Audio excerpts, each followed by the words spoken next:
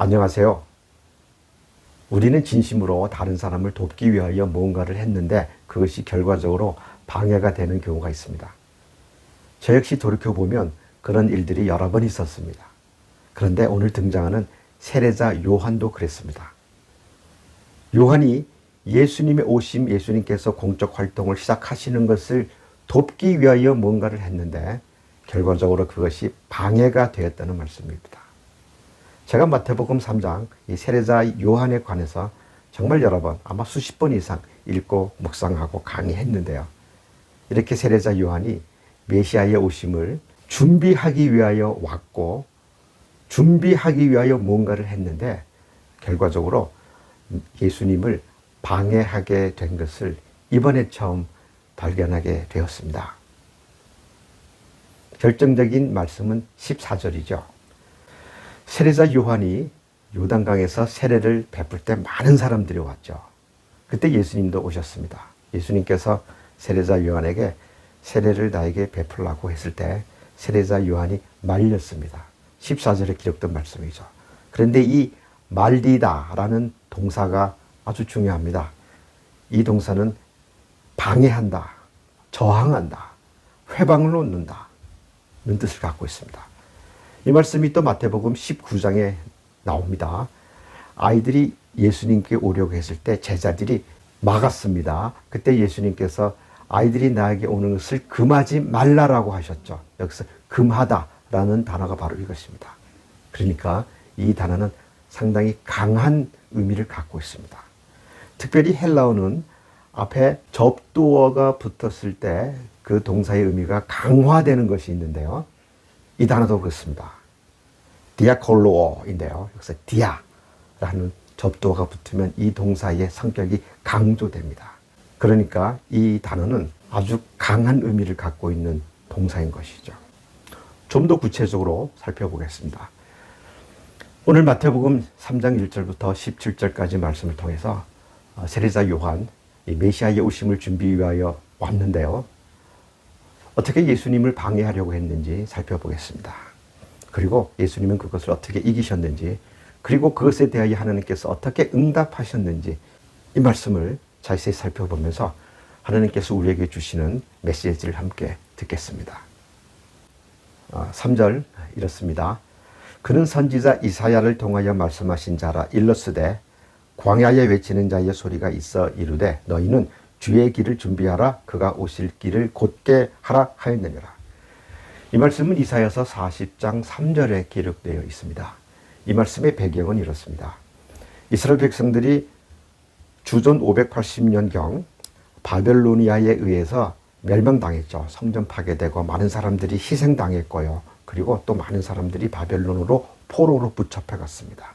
그리고 거기서 수십 년. 그리고 이 포로 생활이 끝나갈 무렵 사람들이 절망에 빠졌을 때 더 이상 희망이 없다고 생각했을 때 이 메시아가 오실 것이라는 이 기대와 희망이 생기게 되었습니다. 그리고 그 메시아가 오시기 전에 그 메시아가 오시는 것을 준비하기 위하여 다른 예언자가 올 것이라는 기대와 예언도 있었죠. 메시아보다 먼저 와서 준비할 사람은 엘리야라고 믿었습니다. 지금 세례자 요한의 외모가 엘리야와 비슷합니다. 낙타털로 만든 옷을 입고요. 허리에는 가죽들을 두르고요. 그리고 메뚜기와 석청을 먹었습니다. 석청은 자연에서 발생하는 꿀이죠. 그리고 예언의 내용이 아주 강합니다. 세례자 요한은 바리새인과 사두개인들에게 독사의 자식들아 라고 강한 어조로 말하면서 하나님의 진노가 임박했다는 것을 이야기합니다. 그리고 도끼가 이미 뿌리에 놓였다. 열매 맺지 못하는 나무들은 이렇게 찍혀서 불태워질 것이다. 알곡이와 쭉정이를 구별해서 쭉정이는 불에 태울 것이다. 우리 세례자 요한을 보면 외모적으로는 엘리야를 닮았고요. 예언의 내용을 보면 주전 8세기 예언자들과 비슷합니다. 아모스, 호세야, 미가, 이사야 같은 예언자 말입니다. 주전 8세기는 북왕국 이스라엘이 아시리아 제국에 의해서 멸망당하고요. 그 이후에 예언자들이 유다 땅에 와서 또는 유다 땅에 있는 예언자들이 그 시절에 왕들을 비판하고 공격하고 또 백성들의 악행을 비판하는 예언을 많이 했습니다. 그러면서 하나님의 심판이 임박해 있다. 그렇기 때문에 회개하라. 회개하지 아니하면 하나님께서 심판하실 것이다. 이런 어조로 예언을 했습니다. 그리고 세례자 요한은 세례를 베풀면서 예언을 했기 때문에 세례자 요한이라는 별명이 붙게 되었습니다. 우리 성경에는 세례 요한이라고 하는데요. 세례자 요한이 더 적절한 표현이겠죠. 이런 요한에게 예수님께서 오셨습니다. 그래서 세례자 요한에게 세례를 받으려고 했습니다. 그때 요한이 말립니다. 그리고 말하죠. 내가 당신에게 세례를 받는 것이 옳지 어찌하여 당신이 나에게 세례를 받으려고 합니까? 이 말 속에 세례자 요한의 가치관이 있습니다. 밸류 시스템이 있다는 것이죠. 세례자 요한은 오실 메시아에 대해서 그분이 나보다 더 강하다. 그래서 나는 그분의 신을 들기조차 어렵다. 그분은 성령과 불로 세례를 베풀 것이다. 이렇게 말합니다. 그렇게 설교했는데 예수님께서 오셨습니다. 그러니까 세례자 요한은 예수님이 메시아인 것을 인식했습니다. 세례자 요한은 예수님이 메시아인 것을 알아본 것이죠. 그런데요, 그 메시아가 어떤 분이신지, 어떻게 구원할지, 어떻게 하나님의 의를 실천할지는 생각이 달랐습니다. 세례자 요한은 더 강한 자가 약한 자에게 세례를 베푸는 그 시대 관습을 따랐습니다. 어른이 아이에게 세례를 베풀거나 위에 있는 사람이 아래 사람에게 세례를 베풀거나 또는 대제사장이나 이렇게 직책이 있는 사람이 일반 백성들에게 세례를 베풀었습니다. 그 문화를 받아들인 것이죠. 그래서 메시아도 당연히 그럴 것이라고 전제를 했습니다. 그러니 당연히 그 시대의 풍습을 따르려고 했던 것이죠. 그런데요, 여기서 요한이 말려라고 했을 때 이 말리다가 갖고 있는 헬라어의 문법적 특징이 참 중요합니다. 주목해야 됩니다. 이것은 반복되는 행위를 표현하고 있습니다. 그러니까요, 예수님께서 요한에게 나에게 세례를 베풀라. 요한은 아닙니다. 당신이 나에게 세례를 베푸셔야죠. 내가 당신에게 세례를 베푸는 것은 옳지 않습니다. 근데 또 예수님께서는 아니다. 너가 나에게 세례를 베풀라. 그것이 옳다. 이런 이야기가 계속 반복됐다는 것입니다. 이렇게 반복하다가요, 아마 주고받고 많이 했겠죠. 많은 사람들이 보고 있었겠죠.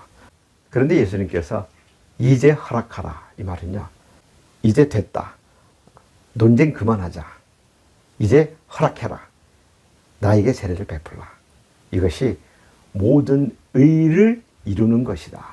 즉 하나님의 의를 성취하는 것이다. 이것이 옳다라고 이야기합니다. 그때 요한이 따랐습니다. 그래서 예수님께 세례를 베풀었죠. 우리는 여기까지만 해도요, 세례자 요한이 예수님께서 하시는 일에 무엇이 방해가 되었을까?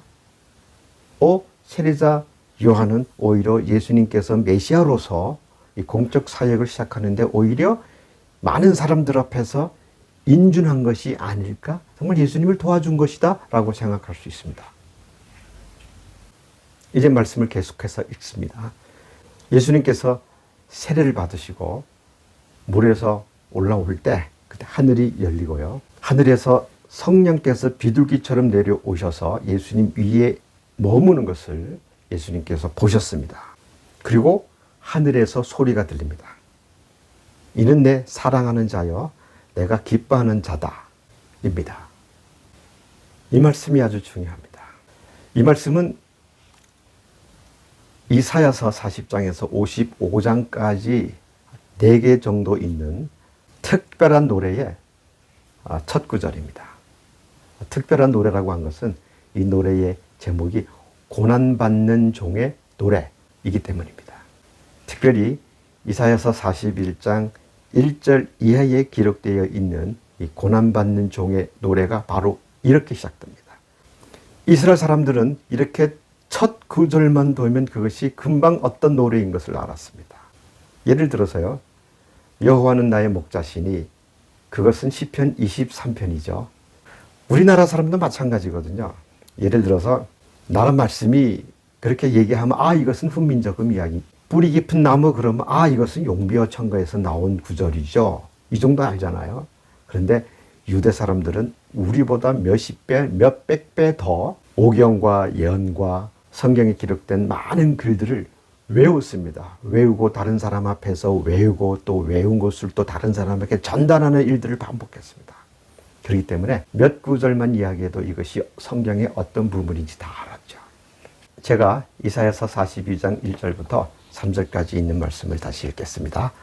내가 붙드는 나의 종, 내 마음에 기뻐하는 자, 곧 내가 택한 사람을 보라. 내가 나의 영을 그에게 주었은즉 그가 이방의 정의를 베풀리라. 그는 외치지 아니하며 목소리를 높이지 아니하며 그 소리를 거리에 들리게 하지 아니하며 상한 갈대를 꺾지 아니하며 꺼져가는 등불을 끄지 아니하고 진실로 정의를 시행할 것이다. 복음서 기자는 앞으로 계속해서 예수님은 고난받는 종인 것을 설명해 나갑니다. 그 첫 번째입니다. 이제 세례자 요한이 고난받는 종으로 오신 메시아의 길을 준비하기 위하여 왔지만 뭔가 잘못됐다는 것을, 결과적으로 방해가 됐다는 것을 우리가 알게 됩니다. 세례자 요한이 기대했던 메시아는 이랬습니다. 성령과 불로 세례를 베푼다는 것은 심판자와 파괴자로 오셔서 열매 맺지 못하는 나무들은 도끼로 찍어내고 쭉정이들은 불로 태우는, 그래서 심판주로 오시는 메시아를 기대한 것이죠. 이것은 사실 그 시대 이스라엘 백성들이 갖고 있는 대부분의 메시아 신앙의 그 모습이었습니다. 구체적으로 말하면 이렇죠. 메시아가 오셔서 성령과 불로 세례를 베풀어서 로마 제국을 멸망시키고 헤롯 대왕의 궁전을 멸망시키고, 그리고 그 시대에 하나님을 믿지 않는 모든 민족들을 다 죽이고, 그래서 이스라엘 백성들을 독립시켜서 이스라엘 백성들이 강하게 되고 부하게 돼서 다른 모든 민족들이 이스라엘에게 조공을 바치고 이스라엘에게 복종하고, 그래서 이스라엘이 온 땅을 다스리는 것, 이것이 구원이라고 생각했습니다. 이것이 천국이라고 생각했습니다. 천국이라는 말을 똑같이 사용했지만, 하나님의 나라, 이 말을 그대로 사용했지만, 세례자 요한과 그 시대 많은 사람들은 바로 이런 정치적인 독립, 정치적인 해방, 이런 육체적인, 세속적인, 물질적인 독립과 해방과 번영이 하나님의 왕국을 세우는 거라고 믿었습니다. 그래서 강한 자가 약한 자에게 세례를 베풀고, 메시아는 성령과 불로 세례를 베풀어서 모든 쭉정이를 불태워 버릴 것이다, 이렇게 한 거죠. 근데 예수님께서 그것을 거부하신 거죠. 그랬더니 요한은 다시 반박할 수 있습니다. 예수님, 아닙니다. 당신은 메시아로 오셨습니다. 메시아의 권능을 사용하십시오. 능력, 권력, 그 파워를 사용하십시오. 우리가 보고 있습니다. 우리 앞에서 그 강한 힘을 보여주십시오. 그래서 우리를 독립시켜 주십시오. 저도 돕겠습니다. 제가 예수님을 지도자로 모시겠습니다. 저에게 세례를 베풀어 주십시오. 제가 예수님을 따르겠습니다. 힘을 합해서 우리가 로마와 대항하여 싸웁시다. 이렇게 설득한 거죠. 근데 예수님은 계속 거절했습니다. 이 세례자 요한이 말하는 의와 예수님께서 말씀하시는 하나님의 의가 이렇게 달랐던 것입니다. 세례자 요한은 이 독사의 자식들이 자기 죄를 자복하고 회개하면서 받는 의식이 세례라고 생각했다면, 예수님께서는 예수님 자신은 죄가 없죠. 그러니까 예수님 자신의 죄를 회개하고 자복해서 받는 세례가 아닙니다. 예수님께서 받으신 세례는 죄인들과 예수님을 일치시키는 것이고요. 다른 사람의 죄, 백성들의 죄를 대신 짊어지기 위한 세례이셨고요. 그리고 중요한 것은 메시아로서 지금을 시작하는 의식으로서의 세례이었습니다. 그래서 사실은 세례자 요한의 세례와 예수 그리스도의 세례는 의미가 다릅니다. 우리 크리스찬들은 이 예수님의 세례의 의미를 따라가고 있습니다. 예수님께서 말씀하시는 의는 무엇일까요? 하나님의 나라에는 강한 자와 약한 자의 구별이 없죠. 세속적으로 약한 자와 강한 자와 높은 자와 낮은 자와 귀한 자의 천한 자의 구별이 없는 것이 하나님의 나라입니다. 이렇게 거룩하신 예수님께서 거룩하지 아니한 죄인들과 함께 식사하고 교제했습니다. 바로 이 죄인들의 죄를 위하여 예수님께서 세례를 받으신 거고, 그리고 영원하신 분으로서, 영원한 하나님으로서 십자가 위에서 죽임을 당하셨습니다. 예수님은 자신을 완전히 내려놓으시고 버리심으로 하나님의 나라를 이루셨고, 하나님의 의를 성취하셨고요. 결국은 참 하나님께서 참 인간이 되신 모습입니다.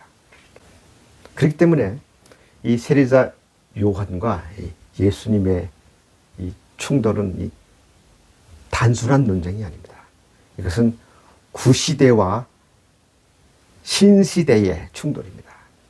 옛 시대의 가치관과 새로운 시대의 가치관의 충돌이죠. 육체적인 하나님의 나라, 정치적인 하나님의 나라와 영적인 하나님 나라의 충돌이죠.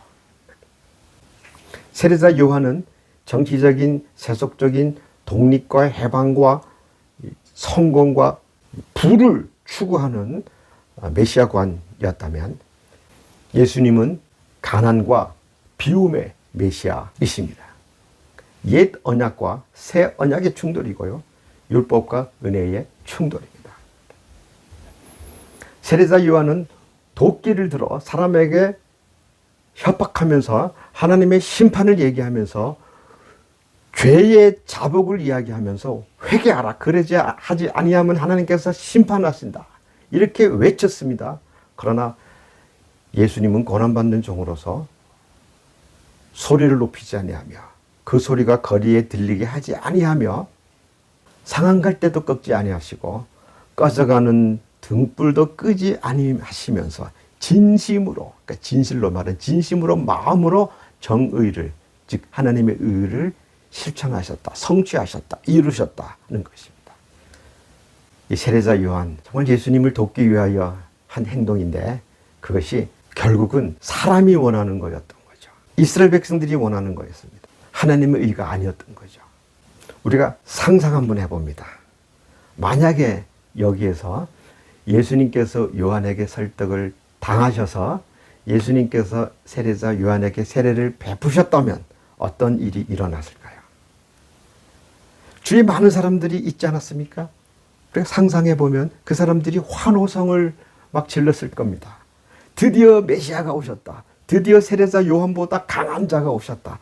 드디어 이스라엘이 독립할 때가 됐다. 그리고 메시아, 메시아, 메시아 외쳤을 겁니다. 그리고 예수, 예수, 예수 외치고 이스라엘이 독립, 독립, 독립 외쳤을 겁니다. 그리고 로마 타도, 타도, 타도 외쳤을 겁니다. 아마 사람들이 막 예수님을 막 높이 지켜 세웠을 것입니다. 그리고 많은 사람들이 예수님 앞에 무릎을 꿇었을 것입니다. 자, 이제 때가 됐습니다. 이렇게 말입니다. 사실 세례자 요한만 그런 생각 가진 거 아니죠? 대부분의 백성들이 그랬습니다. 그래서 예수님께서 택하신 12 제자들도 마찬가지였습니다. 예수님의 제자들이 생각했던 하나님의 나라의 구원, 바로 이것이었습니다. 끝까지 말입니다. 그 중에 가장 과격했던 제자가 가룟 유다였죠. 이들이 예수님께서 돌아가실 때, 십자가 위에서 돌아가실 때 다 흩어졌습니다. 그 말은 자기들이 꿈꾸었던 해방은 이제 실패했구나. 자기들이 꿈꿨던 하나님의 나라는 이제 실패했다. 자기들이 꿈꿨던 하나님의 의는 이제 종결되었다는 것입니다. 그런데 3일 후에 예수님께서 부활하셨죠. 그때부터 제자들이 깨닫게 됩니다. 그때 예수님께서 하신 말씀을 다시 생각하게 됩니다. 그때 진정한 회개가 일어나죠. 아, 우리들이 꿈꿨던 나라는 이 땅의 나라였구나. 우리들이 꿈꿨던 해방과 자유와 구원은 이 세상에서 육체적으로 꿈꾸었던 거구나. 아, 예수님께서 말씀하신 것은 이것이 아니었구나. 영원한 영적인 하나님의 나라였구나. 그때부터 예수님의 말씀을 진심으로 전하기 시작했고, 그때부터 우리 그리스도의 신앙의 역사가 시작된 것입니다. 예수님은 태어나자마자 살해당할 수 있는 위험에 빠졌습니다. 왕과 대제사장들과 서기관들이 모였습니다. 그래서 예수님을 살해하려고 음모를 꾸몄습니다. 그런데 여기에 예언자는 빠졌죠. 그 이유는 마지막 예언자가 나타난 그 이후 400년 동안 예언자가 나타나지 않았습니다. 이제 세례자 요한이 그 예언자와 거의 비슷한 모습으로 메시아의 오심을 예언한 것이죠. 예언은 하나님의 말씀을 대언했다는 겁니다. 그런데 이 세례자 요한은 메시아의 오심을 준비하고 예비하고 돕는다고 했지만 여전히 자기가 갖고 있는 그 옛 생각, 옛 가치, 이 세속적 가치, 육체적 가치를 떨궈내지 못했습니다. 여전히 자기 생각대로 메시아를 생각했습니다. 하나님의 구원을 여전히 자기 생각대로, 자기 방식대로, 자기가 원하는 것을 이루고 싶었던 것이죠. 그러나 고난받는 종으로서의 예수님은 그것이 아니었던 것이죠. 이런 역사가 지금도 계속되고 있습니다. 지금도 교회와 그리스도를 살해하려는 음모도 계속되고 있고요. 그리고 교회와 그리스도를 믿고 따르면서 그 본질을 살짝 왜곡하는 그룹들이 있습니다. 많을 수도 있죠. 하나님의 나라의 개념을 육체적이고 정치적으로 세속적으로 설명하고 그것이 이루어지기를 바라는 이 자본주의적 가치하고 아주 함께 가면서 이 자본주의적으로 성공하는 것이 꼭 하나님에게 복을 받는 것처럼 이야기하는 이 세례자 요한이 지금도 너무너무 많다는 것입니다. 이것도 다 이 그리스도의 사역을 방해하는 것입니다. 우리는 오늘 이 말씀과 함께 중요한 것을 다시 한번 생각하게 됩니다. 우리가 하나님의 나라를 세운다고 하면서 하나님을 믿는다고 하면서 하나님을 전한다고 하면서 결국 세례자 요한처럼 세속적 가치를 전하고 있는 것은 아니지. 세례자 요한의 실수를 반복하고 있지 않은지 말입니다. 어쨌든 예수님께서 이 세례를 받으심으로 고난받는 종으로서의 메시아의 사역을 시작했습니다. 이것은 이 사역이 시작됐다는 선언입니다. 하늘에서 내리신 선포입니다. 그래서 이제 드디어 예수님께서 지난 30년 동안 침묵했던 세월을 지나서 이제는 드디어 하나님의 나라의 말씀을 전하기 시작했습니다. 지금도 큰 목소리로 외치고 있는 세례자 요한의 말을 따르면 안 됩니다. 세례자 요한이 방해하고 있습니다. 우리가 그 방해를 이기고 진정한 하나님의 나라를 이루는 한 사람 한 사람 그리스도인이 되기를 바랍니다. 예수님께서 공적 사역을 시작하기 직전에 일어났던 이 첫 번째 시험, 이 세례자 요한에게서 시작된 이 첫 번째 시험을 예수님께서 이기셨습니다. 우리에게도 끊이지 않는 이 유혹, 세례자 요한이 말하는 이 메시지를 이겨내십시다. 이 시험을 이겨내십시다. 그래서 예수님께서 진정으로 원하시는 그 나라의 일꾼으로 함께 사역할 수 있는 저와 여러분이 되기를 진심으로 바랍니다.